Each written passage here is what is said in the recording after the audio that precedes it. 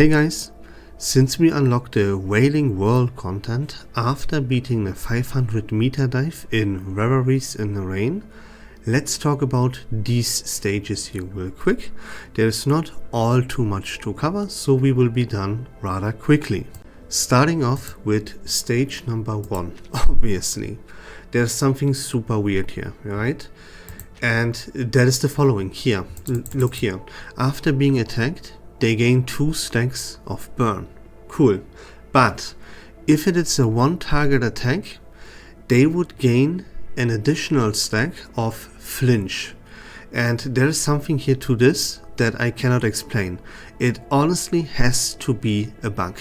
Let me show you in action what I'm talking about. By the way, what flinch does is the more stacks you inflict onto your opponents, the more and more damage you will deal, as flinch reduces damage taken reduction. So of course you will arrive to the logical conclusion to attack the boss Spathodea as many times as you possibly can with one target attacks, to inflict as many stacks of flinch as you possibly somehow could, because otherwise you will obviously lack damage, right? Yeah, that is true, but here comes the kicker. You do not attack Spathodea. Even in, only in phase 2, of course, you switch targets, but in the phase 1 that I just showed you previously, you attack this ad in the middle, the flame in the middle. You deal as much damage to it as you possibly can, and you prefer to hit it with one target's attacks. And once this phase would be over, in turn 3 or turn 4, you will see that Spathodea comes out of her invulnerable phase, let me say it like that, with over 6,000 stacks of flinch. These stacks can be even more. There you can see it. Those are 6,700 something stacks of flinch.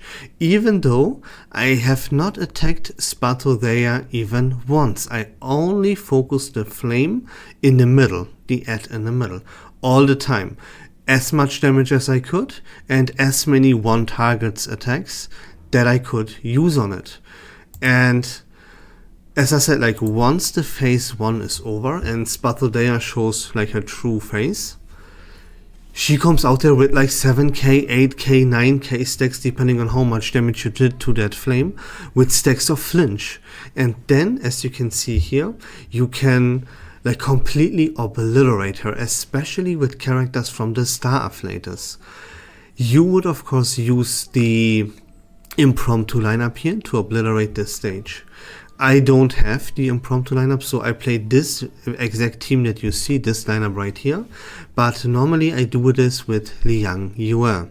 Now with Liang Yue, my survivability was not good enough. You with impromptu will obliterate Spathodea once she reaches phase 2, and when she comes out there with the 7, 8, 9k stacks of flinch, you will obliterate her immediately on turn 1. I don't have the damage to accomplish that.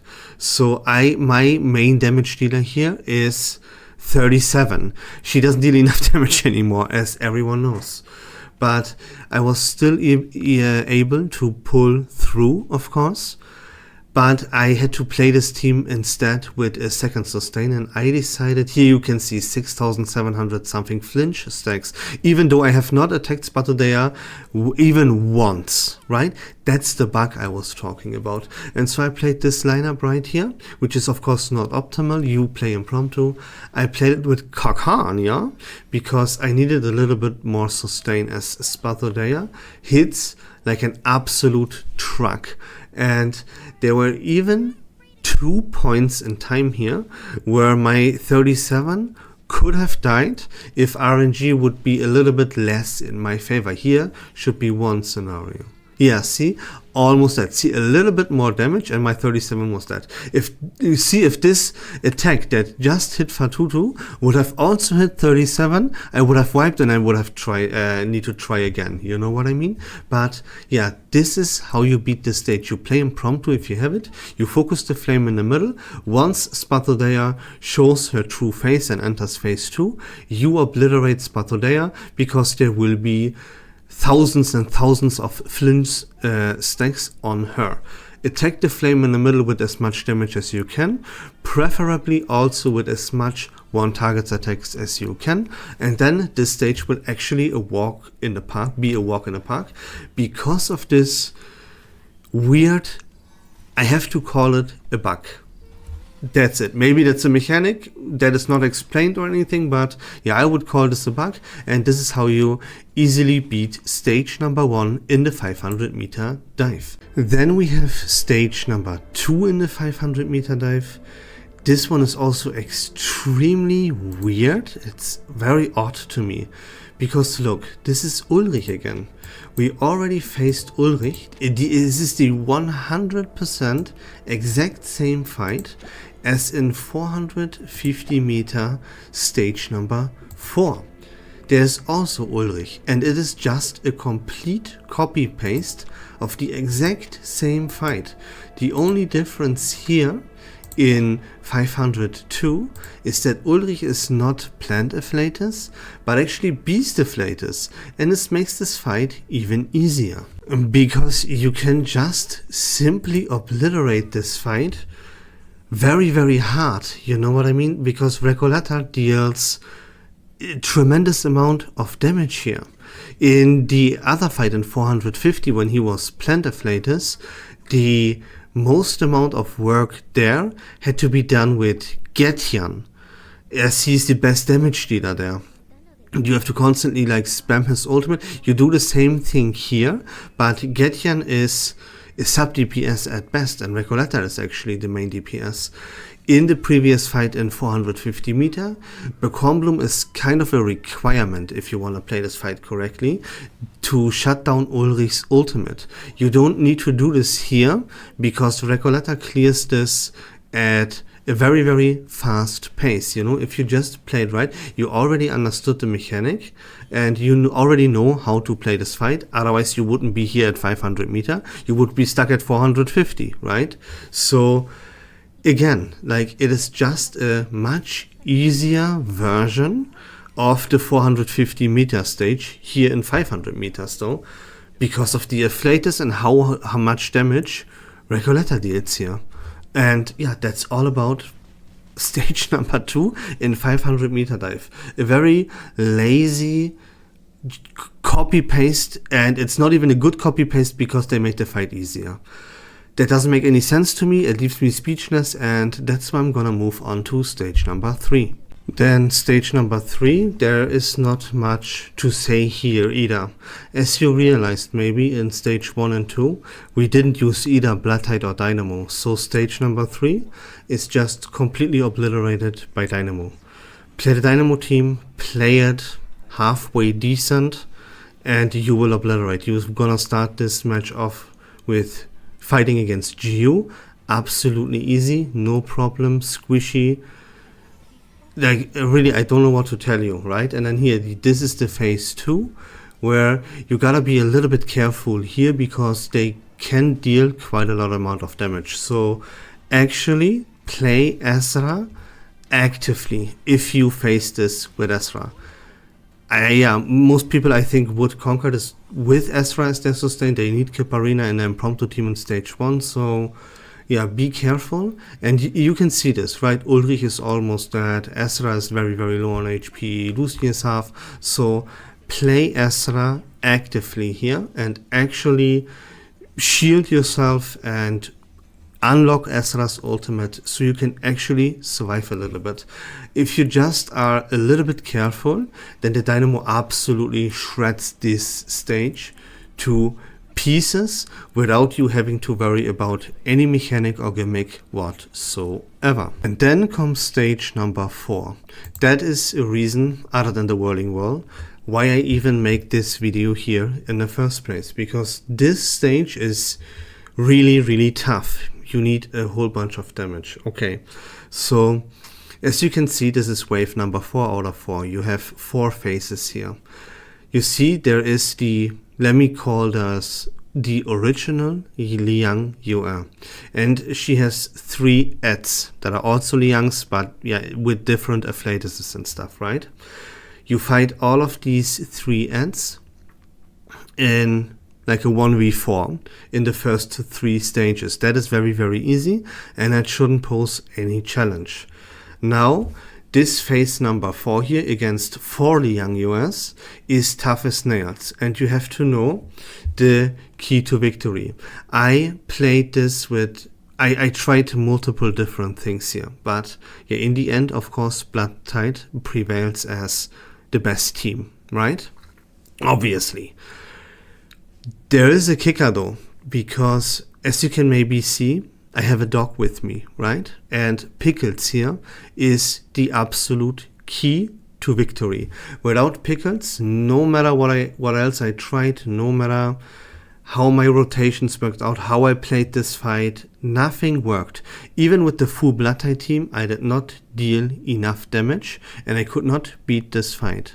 But Pickles does it for 2 very good reasons. Look. Normally, you would have to defeat all of these ads first. But you don't need to do this if you have Pickles, because if you cleanse the buffs from the main target, from the main Liang Yu'er here, all of these ads die immediately. That is already insane. Look, Pickles, boom, cleanse them up, all ads already die. That is extremely clutch, because now Nautica's ultimate only hits all the damage from her ultimate onto the main target. Yet this fight is still extremely tough, because you will have to play this to pretty much absolute perfection. You have to squeeze every little single point of damage out of this Blood Tide lineup as possible. Now you can see I conquered this with the primitive urge. You have to watch out, because you will have to use the primitive urge here, or I did it. You don't have to necessarily do it. I would recommend it because it deducts Moxie from Liang, and you can keep her a little bit in check by doing so. But this primitive urge establishes an array if you use its skill. That would override the array from Semmelweis. That would mean Semmelweis would not attack at the end of the turn, but you need Semmelweis to attack at the end of every single turn. As I said, you need to squeeze out every single point of damage that you can. You can see this, right? Liang Yu'er has a huge amount of damage reduction. She barely takes any damage. And if you don't have Pickles, did you just see that? How many buffs and how many stacks of buffs Pickles just takes away from Liang. Pay attention to this. Look at all these buffs that Liang has. It gives her additional damage reduction there as well. And she will deal more damage with these buffs. But with Pickles and his buff cleansing, he takes away a huge chunk here from these buffs. You see? That was tremendous. And he does this every single turn. And that will in turn increase the damage that you deal and decrease the damage that you take. So you can see why Pickles here is an absolute hero. Without him, I would have not beaten this stage. But even with Pickles, remember, you have to play this to pretty much absolute perfection. See, this is round 20. This is my last chance to beat it. If I don't deal enough damage now, I lose. Luckily, I pulled through. I dealt enough damage. I made a mistake here. For a few turns, I did not have Semmelweis's blood domain, her array, active, so I missed out on a little bit of damage, right? But yeah, I maybe could have done this in 1 or turns like earlier. But yeah, the point is, play Blood Tide, replace Sentinel or Eternity with Pickles, because Pickles is an absolute must-have here. You gotta cleanse these buffs to increase your damage output, and then play it like almost perfect to beat this fight. All the tips that I can give you is play Blood Tide, play Pickles, use the Primitive Urge, watch out that you don't override the array from Semmelweis with that Primitive Urge. That's really all I can tell you to help you out with this fight here. It is tough as nails. You can of course like build up all of your resonances, right? Yeah, Nautica is resonance 15 anyway, she's maxed out. Max out Pickles, max out that Semmelweis, squeeze every single little tiny bit of damage out of this lineup as you possibly can. Here my Psycubes are not 100% optimal either. Even the Pickles Psycube is level 50, not level 60, right? So there is some potential to increase the damage output here. But yeah, that's it for the 500 meter stages. They are all very trivialized. Stage 1 is bugged, so you can obliterate it. Stage 2 is a lazy copy paste of a stage that you have already beaten in an easier version of it. Then stage number 3 is obliterated by Dynamo, and then stage number 4 is really, really tough because you have to have Blood Tide, you have to have Pickles, and you have the skill to play this to pretty much absolute perfection. I wish you best of luck. I hope that video helped. I hope this was fun and informative. If you like Reverse1999 content in general, please consider leaving a follow on my channel. I would really appreciate it. But until next time, don't forget to join the Discord server, link in the description down below. Take care of yourselves, have a great day, and we love this game.